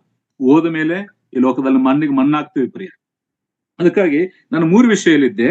ಯಾಕೋಬನು ಅವರು ಆಲೋಚನೆ ಕೇಳಿಸಿಕೊಂಡು ಅಂತರಂಗದಲ್ಲಿ ಆಲೋಚನೆ ಮಾಡುತ್ತಾ ಸಂಪಾದಿಸುತ್ತೇವೆ ಅನ್ನುವವರೇ ಕೇಳ್ರಿ. ಅಲ್ಲ, ಇವತ್ತು ಇಲ್ಲವೇ ನಾಳೆ ಇಂಥ ಪಟ್ಟಣಕ್ಕೆ ಹೋಗಿ ಅಲ್ಲಿ 1 ವರ್ಷವಿದ್ದು ವ್ಯಾಪಾರವನ್ನು ಮಾಡಿ ಲಾಭವನ್ನು ಸಂಪಾದಿಸುತ್ತೇವೆ ಅನ್ನುವವರೇ ಕೇಳಿರಿ, ನಾಳೆ ಏನಾಗುವುದು ನಿಮ್ಗೆ ತಿಳಿಯದು. ಇವ್ರೇನ್ ಅಂದ್ಕೊಳ್ತಾ ಇದಾರೆ, ನಮ್ಗೆಲ್ಲ ಗೊತ್ತು, ನಾವೆಲ್ಲ ಮಾಡ್ಲಿಕ್ಕೆ ನಮಗೆ ಶಕ್ತಿ ಇದೆ ಅಂತೇಳಿ ಅವರ ಆಲೋಚನೆಯಲ್ಲಿ ಅವರು ಅತಿಶಯ ಪಡ್ತಿದ್ರು. ಆ ಅತಿಶಯವನ್ನು ನೋಡಿದಂತ ದೇವರ ಆತ್ಮನು ಯಾಕೋಬರ ಮುಖಾಂತರ ಬರೆಸುವಂತದ್ದು ಏನಂತಂದ್ರೆ, ನಾಳೆ ಏನಾಗುವುದು ನಿಮಗೆ ತಿಳಿಯದು. ನಿಮ್ಮ ಭವಿಷ್ಯತ್ತು ನಿಮ್ಮ ಕೈಯಲ್ಲಿ ಇಲ್ಲ. ಸರಳವಾಗಿ ಹೇಳ್ಬೇಕಾದ್ರೆ, ನಿಮ್ಮ ಭವಿಷ್ಯತ್ತು, ನಿಮ್ಮ ಮುಂದಿನ ಜೀವನ ನಿಮ್ಮ ಕೈಯಲ್ಲಿಲ್ಲ, ಅದು ನನ್ನ ಕೈಯಲ್ಲಿ ಇದೆ ಅಂತ ದೇವರು ಹೇಳ್ತಾರೆ. ಅದಕ್ಕಾಗಿ ಭವಿಷ್ಯತ್ತು ಒಂದು ಭಯದಿಂದ ಕೂಡಿದೆ. 2, ನಮ್ಮ ಸ್ಥಿತಿ. ಇವತ್ತಿದ್ದವ್ರು ನಾಳೆ ಇದೇ ರೀತಿಯಾಗಿರ್ತದೆ ಗ್ಯಾರಂಟಿ ಇಲ್ಲ. ಇವತ್ತಿಲ್ಲಿ ಕೂತ್ಕೊಂಡು ವಾಕ್ಯ ಹೇಳ್ತಾ ಇದ್ರು, ನಾಳೆ ಎಲ್ಲಿರ್ತೀವಿ ಗೊತ್ತಿಲ್ಲ. ನಮ್ಮ ಸ್ಥಿತಿ ಸ್ಥಿರವಾದದ್ದಲ್ಲ, ನಮ್ಮ ಆಯುಷ್ ಕೂಡ ಅಲ್ಪವಾದದ್ದಲ್ಲ. ಅದಕ್ಕಾಗಿ ಇಂಥ ಆಲೋಚನೆಗಳು ಬಿಡಬೇಕು. ಇವತ್ತು ವಿಶ್ವಾಸಿಗಳಾಗಿರುತ್ತ ನಮ್ಮಲ್ಲಿ ಕೂಡ ಪ್ರೇರೆ ಅತಿಶಯಿಸುವಂಥದ್ದು, ನನಗೇನಾಗಲ್ಲ, ನಾನು ಗಟ್ಟಿ ಇದ್ದೇನೆ, ನನಗೆಲ್ಲವೂ ಇದೆ, ನನಗೆಲ್ಲ ಜ್ಞಾನವಿದೆ, ನಾನೆಲ್ಲ ಮಾಡ್ಲಿಕ್ಕೆ ಶಕ್ತಿ ಅಂತೇಳಿ ತಮ್ಮ ಸ್ವಶಕ್ತಿ, ಸ್ವಬಲ ಮತ್ತು ಸ್ವಂತ ಆಲೋಚನೆ ಆಧಾರ ಮಾಡ್ಕೊಂಡು ಜೀವಿಸುವಂತವ್ರಿಗೆ ದೇವರ ಆತ್ಮೀಯವಂತ ಮಾತೇನಂತಂದ್ರೆ, ನಾಳೆ ಏನಾಗುವುದು ನಿಮಗೆ ಗೊತ್ತಿಲ್ಲ. ನಿಮ್ಮ ಭವಿಷ್ಯತ್ತು ನಿಮ್ಮ ಕೈಯಲ್ಲಿಲ್ಲ. ನಿಮ್ಮ ಆಯುಷ್ಯು ಅಲ್ಪವಾದದ್ದು. ನಿಮ್ಮ ಸ್ಥಿತಿ ಕೂಡ, ನೀನ್ ಎಷ್ಟೇ ಘನವಾದ ಪದವಿಯಲ್ಲಿದ್ರು ಕೂಡ, ಕೀರ್ತನೆ 49:12 ಮನುಷ್ಯನು ಎಷ್ಟೇ ಘನವಾದ ಪದವಿಯಲ್ಲಿದ್ರು ಕೂಡ ಅವನು ಸ್ಥಿರನಲ್ಲ, ಪಶುಗಳಂತೆ ಇಲ್ಲವಾಗ್ತಾನೆ. ಅದಕ್ಕಾಗಿ ಇಂಥ ಬಲಹೀನವಾದಂತ ಸ್ಥಿತಿ ಹೊಂದಿದಂತ ನಾವು ಯಾವ ರೀತಿಯಾಗಿ ಜೀವಿಸಬೇಕಂತೇಳಿ ಅಲ್ಲಿ ಯಾಕೋಬನು ತಿಳಿಸ್ತಾ ಇದೆ. ಒಂದು ವೇಳೆ ನಮ್ಮ ಸ್ವಂತ ಆಲೋಚನೆ ಜೀವಿಸಿದ್ರೆ ಎಷ್ಟು ಸಮಸ್ಯೆಗಳಾಗ್ತವೆ ನಾವು ಮೊದಲ ಭಾಗದಲ್ಲಿ ಓದಿದ್ದೇವೆ. ಅದರಿಂದ ಎಷ್ಟು ಸಮಸ್ಯೆಗಳು ಅನುಭವಿಸಬೇಕು. ಅದಕ್ಕಾಗಿ ಆ ರೀತಿಯಾಗಿ ಜೀವಿಸದೆ ಹೇಗೆ ಜೀವಿಸಬೇಕು ಅಂತೇಳಿ ವಾಕ್ಯದಲ್ಲಿ ನಾವು ಗಮನಿಸ 16ನೇ ವಚನದಲ್ಲಿ ಹೀಗೆ ಹೇಳದೆ ಅಂದ್ರೆ 15ನೇ ವಚನದಲ್ಲಿ ಆತನು ಹೇಳ್ತಾ ಇದ್ದಾನೆ, ಆದ್ರಿಂದ ನೀವು ಅಂತ ಮಾತನ್ನು ಬಿಟ್ಟು, ಎಂತ ಮಾತನ್ನು, ಸ್ವಂತ ಮಾತು, ಸ್ವಂತ ಆಲೋಚನೆ, ದೇವರಿಲ್ಲದಂತ ಮಾತು, ಅಂತ ಮಾತನ್ನು ಬಿಟ್ಟು ದೇವರ ಚಿತ್ತವಾದರೆ ನಾವು ಬದುಕಿ ಈ ಕೆಲಸವನ್ನಾಗಲಿ ಆ ಕೆಲಸವನ್ನು ಮಾಡುವೆವು ಎಂದು ಹೇಳಬೇಕು. ಇದು ಹೇಳದೆ ನೀವು ಹೊಗಳಿಕೊಳ್ಳುತ್ತಾ ಇದ್ದೀರಿ. ಹೀಗೆ ಹೇಳದೆ ನೀವು ಅಹಂಭಾವದಿಂದ ಹೊಗಳಿಕೊಳ್ಳುತ್ತೀರಿ. ಅಂತ ಹೊಗಳಿಕೆಲ್ಲ ಕೆಟ್ಟದ್ದೇ. ಒಂದು ಕೆಟ್ಟದ್ದಂತಲ್ಲ, ನಮ್ಮ ಜೀವನಕ್ಕೆ ಸಮಸ್ಯೆಯನ್ನು ತಂದಿಡುವಂಥದ್ದು, ನಮ್ಮ ಜೀವನವನ್ನು ಕಷ್ಟಕ್ಕೆ ನಡೆಸುವಂಥದ್ದು ಇದಾಗಿದೆ. ಅದಕ್ಕಾಗಿ ಅಂತ ಆಲೋಚನೆಗಳು, ಇಷ್ಟು ಬಲಹೀನವಂತ ಮನುಷ್ಯನು ಅತಿಶಯಿಸುವುದು ಒಳ್ಳೆಯದಲ್ಲ. ಅದು ನನ್ನ ಮೊದಲೇ ಹೇಳಿದ್ದು. ಇಷ್ಟು ಬಲಹೀನವಾದಂತ ಮನುಷ್ಯನು ಅತಿಶಯಿಸುವುದು ಒಳ್ಳೆಯದಲ್ಲ. ಯಾಕೆ? ಅವನಿಗೆ ಭವಿಷ್ಯತ್ ಗೊತ್ತಿಲ್ಲ, ಅವನ ಸ್ಥಿತಿ ಸ್ಥಿರವಾಗಿಲ್ಲ, ಅವನ ಆಯುಷ್ ಕೂಡ ಅಲ್ಪವಾದದ್ದು. ಅದಕ್ಕಾಗಿ ಅತಿಶಯಿಸುವುದು ಅದು ಒಳ್ಳೆಯದಲ್ಲ. ಅದಕ್ಕಾಗಿ ನಾನು ಹೀಗೆ ಬರ್ಕೊಂಡಿದ್ದೇನೆ, ಈ ಅಸ್ಥಿರ ಅಂತ ಮನುಷ್ಯನು ಹೇಗೆ ಜೀವಿಸಕೂಡದೋ ಯಾಕೋಬನು ಇಲ್ಲಿ ವಿವರಣೆ ಮಾಡ್ತಾ ಇದ್ದಾನೆ. ಈ ಅಸ್ಥಿರನಾದಂತ, ಈ ತಾತ್ಕಾಲಿಕವಂತ ಜೀವನವನ್ನು ಹೊಂದಿರುವಂತ ಮನುಷ್ಯನು ಹೇಗೆ ಜೀವಿಸಕೂಡದು ಅಂತೇಳಿ ಯಾಕೋಬನು ಇಲ್ಲಿ ವಿವರಣೆ ಮಾಡ್ತಾನೆ. ಯಾವ ರೀತಿಯಾಗಿ ತಮ್ಮ ಮುಂದಿನ ಯೋಜನೆಗಳ ಬಗ್ಗೆ ಬಹು ಹೆಮ್ಮೆ ಪಡುತ್ತಿದ್ರು ಅವರು. ಈ ಹೆಮ್ಮೆ ಅನ್ನುವಂಥದ್ದು ನಮ್ಮ ಜೀವನದಲ್ಲಿ ಇರಬಾರದು. ಇವ್ರು ಏನ್ ಮಾಡ್ತಾರೆ, ಹೆಮ್ಮೆ ಪಡ್ತಿದ್ರು ತಮ್ಮ ಮುಂದಿನ ಯೋಜನೆಗಳ ಬಗ್ಗೆ, ತಮ್ಮ ಮುಂದಿನ ಕೆಲಸದ ಬಗ್ಗೆ, ತಮ್ಮ ಸಂಪಾದನೆ ಬಗ್ಗೆ ಅವ್ರು ಯೋಜನೆಗಳು ಮಾಡಿಕೊಂಡು ಹೆಮ್ಮೆ ಪಡುತ್ತಿದ್ದರು. ಅಸ್ಥಿರವಾದಂತ ಮನುಷ್ಯನು ತಮ್ಮ ಮುಂದಿನ ಯೋಜನೆಗಳ ಬಗ್ಗೆ ಹೆಮ್ಮೆ ಪಡಬಾರದು. ದೇವರ ಚಿತ್ತಕ್ಕೆ ನಾವು ಒಪ್ಪಿಸಬೇಕು. 2, ತಮ್ಮ ಮುಂದಿನ ಗತಿಯು ತಮ್ಮಿಂದಲೇ ಆಗುವುದೆಂದು ಅವ್ರು ಜೀವಿಸ್ತಾ ಇದ್ರು. ತಮ್ಮ ಮುಂದಿನ ಗತಿ ಅಂದ್ರೆ ನಮ್ಮ ಮುಂದಿನ ಸ್ಥಿತಿ ನಮ್ಮಿಂದ ಆಗ್ತದೆ, ನಾವು ಮಾಡ್ಕೊಳ್ತೇವೆ, ನಾವು ಪ್ಲಾನ್ ಮಾಡ್ಕೊಂಡಿದ್ದೇವೆ. ಇವತ್ತು ಎಷ್ಟೋ ಜನ ಪ್ಲಾನ್ ಮಾಡ್ಕೊಂಡು ವಿಫಲರಾಗಿ ಹೋಗಿದ್ದಾರೆ. ಅದಕ್ಕಾಗಿ ನಮ್ಮ ಮುಂದಿನ ಸ್ಥಿತಿ ಇಲ್ಲ ನಮ್ಮ ಮುಂದಿನ ಗತಿ ನಮ್ಮಿಂದಲೇ ಆಗು ಎಂಬಂತೆ ಜೀವಿಸ್ತಿದ್ರು ಅವರು. ಇಲ್ಲಿ ಯಾರು? ಇವರು.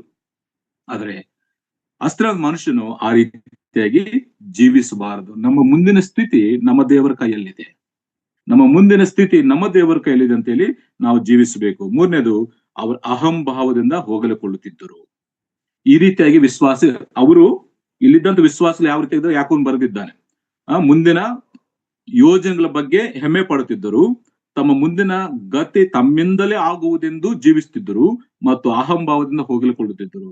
ಅದ್ರ ಸತ್ಯವನ್ನು ತಿಳಿದಿರುವಂತ ನಾವು, ನಾಳೆ ಏನಾಗುವುದು ಗೊತ್ತಿಲ್ಲ ತಿಳಿದಿರುವಂತ ನಾವು, ನಮ್ಮ ಸ್ಥಿತಿ ಸ್ಥಿರವಿಲ್ಲ ಅಂತ ತಿಳಿದಂತ ನಾವು ಈ ರೀತಿಯಾಗಿ ಜೀವಿಸಬಾರದು.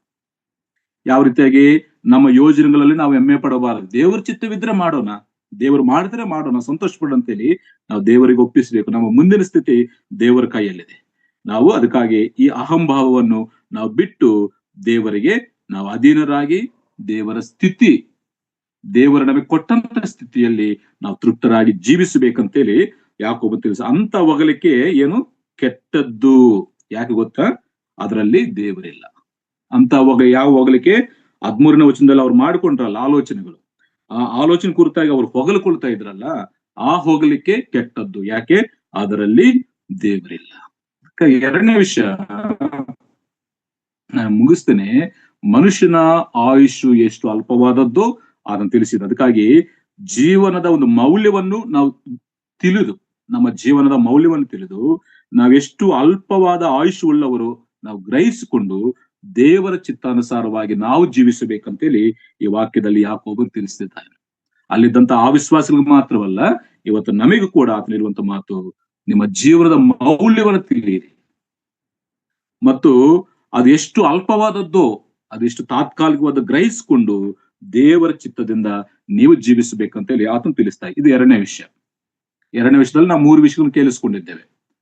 ಮತ್ತೆ ಈಗ ಮೂರನೇ ವಿಷಯ ಏನಂತಂದ್ರೆ, ಪ್ರಸ್ತುತ ಅವರು ಹೇಗೆ ಜೀವಿಸಬೇಕಂತೇಳಿ ಆತನ 15ನೇ ವಚನದಿಂದ 16ನೇ ವಚನದಲ್ಲಿ ಆತನ ಹೇಳ್ತೇನೆ. ನಾನು ಸರಳವಾಗಿ ಹೇಳಿ ನಾನು ಮುಗಿಸ್ತೇನೆ. ಪ್ರಸ್ತುತ ಹೇಗೆ ಜೀವಿಸಬೇಕು, ಯಾವುದನ್ನು ಅನುಸರಿಸಬೇಕಂತೇಳಿ ಯಾಕೋಬನು ತಿಳಿಸ್ತಾ ಇದ್ದಾನೆ. 14ನೇ ವಚನ, ಜೀವನ ಅದು ನಮಗೆ ಇರಬಾರದು. ಆ ರೀತಿಯಾಗಿ ಹೊಗಲ್ಕೊಳ್ಳುವಂಥದ್ದು ಅದು ನಮಗೆ ಒಳ್ಳೆಯದಲ್ಲ, ಅದು ಕೆಟ್ಟದ್ದು. ಯಾಕಂದ್ರೆ ಅದರಲ್ಲಿ ದೇವರಿಲ್ಲ. ಆದ್ರೆ ಈಗ ಪ್ರಸ್ತುತ ನಾವು ಹೇಗೆ ಜೀವಿಸಬೇಕು, 15, 16, 17 ಈ 3 ವಚನಗಳಲ್ಲಿ ಆತ ತಿಳಿಸುವಂತ ಮಾತು, ಆದದ್ದರಿಂದ ನೀವು ಅಂತ ಮಾತನ್ನು ಬಿಟ್ಟು ದೇವರ ಚಿತ್ತವಾದರೆ. ಈಗ ಪ್ರಸ್ತುತ ಜೀವನ ದೇವರ ಚಿತ್ತಕ್ಕೆ ಒಪ್ಪಿಸಿ ನಾವು ಜೀವಿಸಬೇಕು. ಅದಕ್ಕಾಗಿ ನಮ್ಮ ಎಲ್ಲ ಯೋಜನೆಗಳು ದೇವರಲ್ಲಿಯೂ ಆತನ ಚಿತ್ತದಂತೆಯೂ ಕೇಂದ್ರೀಕೃತವಾಗಿರಬೇಕು.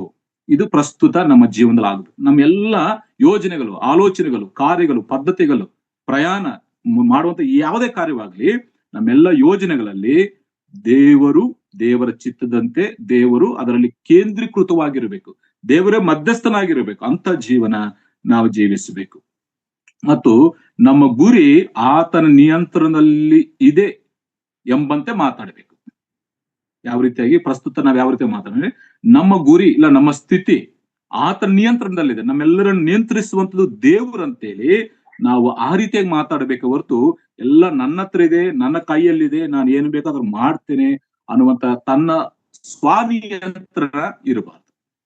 ಸ್ವಾನಿಯಂತ್ರಣದಲ್ಲಿ ಇರದೆ ನಮ್ಮ ನಿಯಂತ್ರಣ ಇಲ್ಲ ನಮ್ಮನ್ನು ನಿಯಂತ್ರಿಸುವಂತವನು ದೇವರಂತೇಳಿ ನಾವು ಮಾತಾಡಬೇಕಂತೇಳಿ ವಾಕ್ಯದಲ್ಲಿ. ಅದಕ್ಕೆ ಅನೇಕ ರೆಫರೆನ್ಸ್ ಇದೆ. ಅನೇಕ ಭಕ್ತರು, ಅಪೊಸ್ತಲ ಪೌಲನು ದೇವರ ಚಿತ್ತವಾದರೆ ನಿಮ್ಮ ಹತ್ರ ಬರ್ತೇನೆ, ಅಪೊಸ್ತಲ ಕೃತ್ಯ 18:21 ದೇವರ ಚಿತ್ತವಾದರೆ ನಿಮ್ಮನ್ನು ಭೇಟಿ ಆಗ್ತೇನೆ, ದೇವರ ಚಿತ್ತವಾದರೆ ನಿಮ್ಮಿಂದ ಹೊರಟು ಅಂದ್ರೆ ಪ್ರತಿ ವಿಷಯವೂ ಕೂಡ ಆ ಭಕ್ತರು ಏನ್ ಮಾಡ್ತಾರೆ, ಎಲ್ಲವೂ ದೇವರ ಚಿತ್ತಕ್ಕೆ ಒಪ್ಪಿಸಿ ಜೀವಿಸಿದ್ದಾರೆ. ಆ ರೀತಿಯಾಗಿ ಅವರು ಸೇವೆಯಲ್ಲಿಯೂ ಜೀವನದಲ್ಲಿಯೂ ಅವರು ಯಶಸ್ವಿ ಆಗಿದ್ದಾರೆ. ಸ್ವಂತ ಆಲೋಚನೆ, ಸ್ವಂತ ಚಿತ್ತ, ಸ್ವಂತ ಕಾರ್ಯಗಳು ಅದು ಯಾವಾಗಲೂ ಕೂಡ ಅಪಾಯಕರವೇ, ಅದು ಒಳ್ಳೆಯದಲ್ಲ ಪ್ರಿಯ. ಅದಕ್ಕಾಗಿ ನಮ್ಮ ನಿಯಂತ್ರಣ ದೇವರ ಕೈಯಲ್ಲಿದೆ. ದೇವರು ಅನುಮತಿ ಕೊಟ್ರೆ, ದೇವರ ಚಿತ್ತವಿದ್ರೆ ನಾನು ಬರ್ತೀನಿ ಅಂತ ಹೇಳಿ ನಾವು ಪ್ರಸ್ತುತ ಜೀವಿಸ್ಬೇಕು. ಆದ್ರೆ ಇಲ್ಲಿ ಒಂದು ಮಾತನ್ನು ನಾನು ಮುಗಿಸ್ತೇನೆ. 17ನೇ ವಚನ ನೋಡಿ. 17ನೇ ವಚನದಲ್ಲಿ, ಹೀಗಿರುವುದರಿಂದ ಒಳ್ಳೆಯದನ್ನು ಮಾಡಬೇಕೆಂದು ತಿಳಿದು ಅದನ್ನು ಮಾಡದೇ ಇರುವವನು ಪಾಪಕ್ಕೆ ಒಳಗಾಗಿದ್ದಾನೆ. ಇಲ್ಲಿ ಒಳ್ಳೇದಂದ್ರೆ ಯಾವುದು? ಈ ವಾಕ್ಯ ಭಾಗವನ್ನು ನಾವು ಆಲೋಚನೆ ಮಾಡುವಾಗ ಇಲ್ಲಿ ಒಳ್ಳೇದಂದ್ರೆ ಯಾವುದಂತ ನಾನು ಗಮನಿಸಿದ್ದೆವು ಏನಂತಂದ್ರೆ, ಎಲ್ಲಾ ಸ್ಥಳದಲ್ಲಿ ಎಲ್ಲಾ ಸಂಗತಿಗಳಲ್ಲಿ, ಎಲ್ಲಾ ಕ್ಷಣಗಳಲ್ಲಿ ನಾವು ದೇವರನ್ನು ಪರಿಗಣನೆಗೆ ತೆಗೆದುಕೊಳ್ಳುವುದು ಒಳ್ಳೆಯದು. ಅರ್ಥ ಆಯ್ತಾ? ಎಲ್ಲಾ ಸ್ಥಳದಲ್ಲಿ, ಎಲ್ಲಾ ಸಂಗತಿಗಳಲ್ಲಿ, ಎಲ್ಲಾ ಕ್ಷಣಗಳಲ್ಲಿ, ಎಲ್ಲಾ ಕೆಲಸ ಕಾರ್ಯಗಳಲ್ಲಿ ನಾವು ದೇವರನ್ನು ಗಣನೆಗೆ ತೆಗೆದುಕೊಳ್ಳುವುದು ಒಳ್ಳೆಯದು. ಇದು ತಿಳಿದು ಕೂಡ ಹಾಗೆ ಮಾಡದೇ ಇದ್ರೆ ಅವನೇನಾಗ್ತಾನೆ? ಪಾಪಕ್ಕೆ ಒಳಗಾಗ್ತಾನೆ. ಒಳ್ಳೆಯದನ್ನು ಯಾವುದು? ದೇವರು ನಮ್ಮ ಜೀವನದಲ್ಲಿ ಆತನ ಇರಬೇಕು. ಜೀವಿತದ ಎಲ್ಲಾ ಕ್ಷೇತ್ರದಲ್ಲಿ ದೇವರು ಇರಬೇಕು. ಇದನ್ನು ತಿಳಿದು ನಾವು ದೇವರನ್ನು ಇಟ್ಟುಕೊಳ್ಳದೆ ಸ್ವಂತ ಆಲೋಚನೆ ಪ್ರಕಾರವಾಗಿ ಜೀವಿಸುವಾಗ ಅದೇನಾಗ್ತದೆ? ಪಾಪಕ್ಕೆ ಒಳಗಾಗಿ ನಾವು ಜೀವಿಸುವಂತಾಗ್ತದೆ. ಒಳ್ಳೆಯದು ದೇವರು ನಮ್ಮ ಜೀವನದಲ್ಲಿದ್ರೆ ಅದು ಒಳ್ಳೆಯದು, ನಮ್ಮ ಕಾರ್ಯಗಳಲ್ಲಿದ್ರೆ ಅದು ಒಳ್ಳೆಯದು, ಗೊತ್ತು ಅದು ಒಳ್ಳೆಯದಂತ ಗೊತ್ತು. ಅದು ಗೊತ್ತಿದ್ದು ಕೂಡ ದೇವರಿಗೆ ಅವಕಾಶವನ್ನು ಕೊಡದೆ, ದೇವರಿಗೆ ನಾವು ಒಪ್ಪಿಸದೆ, ದೇವರ ಚಿತ್ತ ಪ್ರಕಾರವಾಗಿ ಜೀವಿಸದೆ, ನಮ್ಮ ಇಷ್ಟಾನುಸಾರವಾಗಿ ಜೀವಿಸುವಾಗ ಅದೇನಾಗ್ತದೆ? ಪಾಪಕ್ಕೆ ಕಾರಣವಾಗ್ತದೆ. ಅದರಿಂದ ಅನೇಕ ಸಮಸ್ಯೆಗಳು ಉಂಟಾಗ್ತವೆ. ಅದಕ್ಕಾಗಿ ಯಾಕೋಬನು ತಿಳಿಸುವಂತ ಮಾತೇನಂತಂದ್ರೆ, ಪ್ರಸ್ತುತ ಹೇಗೆ ಜೀವಿಸಬೇಕಂತಂದ್ರೆ ನಮ್ಮೆಲ್ಲ ಕಾರ್ಯಗಳಲ್ಲಿ, ಯೋಜನೆಗಳಲ್ಲಿ ದೇವರು ಕೇಂದ್ರಕೃತವಾಗಿರಬೇಕು. ಒಂದು. ಎರಡು, ನಮ್ಮ ಗುರಿ ಇಲ್ಲ ನಮ್ಮ ಸ್ಥಿತಿ ಎಲ್ಲವೂ ಕೂಡ ಆತನ ನಿಯಂತ್ರಣದಲ್ಲಿ ಇದೆ ಅಂತೇಳಿ ನಾವು ಜೀವಿಸಬೇಕು. ನಮ್ಮ ನಿಯಂತ್ರಣದಲ್ಲಿ ಇರುವ ಹಾಗೆ ಅಲ್ಲ. ನಾವೆಲ್ಲರೂ ಕೂಡ ಆತ ನಿಯಂತ್ರಣದಲ್ಲಿದ್ದೇವೆ, ಆತನ ಚಿತ್ತದಲ್ಲಿದ್ದೇವೆ ಅಂತೇಳಿ ಆ ರೀತಿಯಾಗಿ ನಾವು ಜೀವಿಸಬೇಕು. ಭಕ್ತರು ಹಾಗೆ ಜೀವಿಸ್ತಾರೆ. ಮೂರನೇದು, ಒಳ್ಳೆಯದಂದ್ರೆ ಯಾವುದಂದ್ರೆ ದೇವರನ್ನು ಎಲ್ಲ ಸ್ಥಳಗಳಲ್ಲಿ ಆತನನ್ನು ಪರಿಗಣನೆಗೆ ತೆಗೆದುಕೊಳ್ಳಬೇಕು. ಎಲ್ಲ ಆತನ ಒಪ್ಪಿಸಬೇಕು. ಆತನಿಲ್ಲದೆ ನಾವಿಲ್ಲ. ನಾವು ಮಾಡೋದು ಪ್ರತಿಯೊಂದು ಕಾರ್ಯದಲ್ಲಿ ನಾವು ಆತನನ್ನೇ ಕೇಂದ್ರವಾಗಿಟ್ಟು ನಾವು ಮಾಡ್ಬೇಕು. ಅದು ಒಳ್ಳೆಯದು. ಅದು ಒಳ್ಳೆಯದು ತಿಳಿದು ದೇವರಿಗೆ ಅವಕಾಶವನ್ನು ಕೊಡದೆ, ನಮ್ಮ ಸ್ವಂತ ಆಲೋಚನೆಗೆ ಅವಕಾಶವನ್ನು ಕೊಟ್ಟು ನಾವು ಮಾಡುವಾಗ ಅದು ಪಾಪಕ್ಕೆ ಒಳಗಾಗಿದೆ. ದೇವರು ಇಲ್ಲದ ಯೋಜನೆಯಲ್ಲಿ ಸಂತೋಷವಿರುವುದಿಲ್ಲ ಪ್ರಿಯರೇ. ದೇವರಿಲ್ಲದ ಕೆಲಸದಲ್ಲಿ ಸಂತೋಷವಿರುವುದಿಲ್ಲ. ದೇವರಿಲ್ಲದ ಪ್ರಯಾಣದಲ್ಲಿ ಸಂತೋಷವಿರುವುದಿಲ್ಲ. ಅದಕ್ಕಾಗಿ ಪ್ರಸ್ತುತ ಪ್ರೆಸೆಂಟ್ ನಾವು ಹೇಗೆ ಜೀವಿಸಬೇಕಂದ್ರೆ ನಮ್ಮೆಲ್ಲ ಕಾರ್ಯಗಳಲ್ಲಿ ನಾವು ದೇವರ ಚಿತ್ತಕ್ಕೆ ಒಳಪಟ್ಟು ದೇವರ ಚಿತ್ತ ಪ್ರಕಾರವಾಗಿ ಜೀವಿಸುವಾಗ ನಮಗೆ ಸಂತೋಷವು, ನಮ್ಮ ಸಮಾಧಾನಕರ ಸಿಗ್ತದೆ. ನಾನು 2 ವಿಷಯ ತಿಳಿಸಿದ್ದೆ ಕಳೆದ ವಾರದಲ್ಲಿ. ಒಂದು ವಿಷಯ, ಅವ್ರ ಸಂಪಾದನೆಗಾಗಿ ಸ್ವಂತ ಆಲೋಚನೆ ಮಾಡಿಕೊಂಡ್ರು, ಅದರಿಂದ ಎಷ್ಟು ನಷ್ಟ ಕಷ್ಟಗಳು ಅನುಭವಿಸಿದ ನಾವು ನೋಡಿದ್ದೇವೆ. ಇವತ್ತು ನಾವು ಗಮನಿಸಿರುವಂತದ್ದು, ನಮ್ಮ ಆಯುಷ್ ಎಷ್ಟು ಅಲ್ಪವಾದದ್ದು ಅದರ ಬಗ್ಗೆ ನಾವು ಗ್ರಹಿಸಿಕೊಂಡಿದ್ದೇವೆ. ಈ ಅಲ್ಪವಾದಂತ ಆಯುಷ್ ಹೊಂದಂತ ನಾವು ಅತಿಶಯಿಸದೆ ನಮ್ಮ ಸ್ಥಿತಿಗತಿಗಳನ್ನು ತಿಳಿದು ದೇವರ ಚಿತ್ತದ ಪ್ರಕಾರವಾಗಿ ನಾವು ಜೀವಿಸಬೇಕಂತೇಳಿ ನಾವು ಗಮನಿಸ. ಮೂರನೇದಾಗಿ, ಪ್ರೆಸೆಂಟ್ ಈಗ ನಾವು ಹೇಗೆ ಜೀವಿಸಬೇಕಂತೇಳಿ ನಾವು ಆಲೋಚನೆ ಮಾಡಿದ್ವಿ. ಈ ರೀತಿಯಾಗಿ ದೇವರ ಆತ್ಮ ಸಹಾಯದೊಂದಿಗೆ ನಮ್ಮೆಲ್ಲ ಕೆಲಸ ಕಾರ್ಯಗಳಲ್ಲಿ, ನಮ್ಮೆಲ್ಲ ಯೋಜನೆಗಳಲ್ಲಿ, ನಾವು ಮಾಡುವಂತ ಪ್ರತಿಯೊಂದು ಪ್ರಯತ್ನದಲ್ಲಿ ನಮ್ಮ ದೇವರನ್ನು ಗಣನೆಗೆ ತಂದು ಆತನನ್ನು ಕೇಂದ್ರವಾಗಿಟ್ಟುಕೊಂಡು ನಾವು ಮಾಡುವಾಗ ಅದಕ್ಕೆ ಸಮಾಧಾನಕರವಾಗ್ತದೆ. ಇಲ್ಲಂದ್ರೆ ಇವರು ಮಾತಾಡಿದ ಹಾಗೆ ನಮ್ಮ ಸ್ವಂತ ಆಲೋಚನೆ ಹೊಗಲುಕೊಳ್ಳುವಾಗ ಅದು ಕೆಟ್ಟದ್ದು, ಅದು ಪಾಪಕ್ಕೆ ಒಳಗಾಗ್ತದೆ. ಪಾಪದಿಂದ ಶಿಕ್ಷೆ ಕೂಡ ಬರ್ತದೆ. ಅದಕ್ಕಾಗಿ ನಾವು ಆ ರೀತಿಯಾಗಿ ಜೀವಿಸದೆ ನಮ್ಮ ಸಂಪಾದನೆ ನಮಗೆ ಸಮಾಧಾನಕರವಾಗಿರಬೇಕು. ಸಂಪಾದನೆ ಮಾಡ್ಲಿಕ್ಕೆ ನಾನು ಮೊದಲೇ ಹೇಳಿದ್ದೆ, ಪೀಠಿಕೆಯಲ್ಲಿ ಹೇಳಿದ್ದೆ, ಪ್ರತಿಯೊಬ್ಬರಿಗೆ ಸಂಪಾದನೆ ಬೇಕೇ ಬೇಕು. ಅದನ್ನು ಸಂಪಾದಿಸುವಂತ ವಿಧಾನಗಳಲ್ಲಿ ನಮ್ಮ ದೇವರು ಇರಬೇಕು. ಎಲ್ಲಾ ವಿಧಾನಗಳಲ್ಲಿ ಹೋಗಬಾರದು. ಇವತ್ತು ಎಷ್ಟೋ ವಿಧಾನಗಳಿದಾವೆ, ಎಷ್ಟೋ ಮಾರ್ಗಗಳಿದಾವೆ. ಆದ್ರೆ ದೇವರ ಚಿತ್ತವಾದಂತ, ದೇವರಿಗೆ ಇಷ್ಟವಾದಂತ ಮಾರ್ಗದಲ್ಲಿ ಹೋಗುತ್ತಾ ಆತನಿಗೆ ಸಮರ್ಪಿಸಿ ನಾವು ಸಂಪಾದಿಸುವಾಗ ನಮ್ಮ ಸಂಪಾದನೆ ಸಮಾಧಾನಕರವಾಗಿರ್ತದೆ. ನಮ್ಮ ಸಂಪಾದನೆಯಲ್ಲಿ ನಮಗೆ ಸಮಸ್ಯೆಗಳು ಉಂಟಾಗುವುದಿಲ್ಲ. ನಮ್ಮ ಕಷ್ಟಾರ್ಜಿತವು ನಾವೇ ಅನುಭವಿಸ್ತೇವೆ. ಅದಕ್ಕಾಗಿ ಈ ಮಾತುಗಳಿಂದ ನಾವು ಪರೀಕ್ಷಿಸಿಕೊಂಡು ದೇವರ ನಾಮದ ಮಹಿಮೆಗಾಗಿ ನಾವು ಜೀವಿಸೋಣ. ದೇವರು ಕೊಟ್ಟಂತ ಸಮಯಕ್ಕಾಗಿ ನಿಮ್ಮೆಲ್ಲರಿಗೆ ವಂದನೆಗಳು ತಿಳಿಸುತ್ತಾ ನನ್ನ ಮಾತನ್ನು ಮುಗಿಸ್ತಾ ಇದೆ. ಎಲ್ಲರಿಗೆ ಧನ್ಯವಾದ.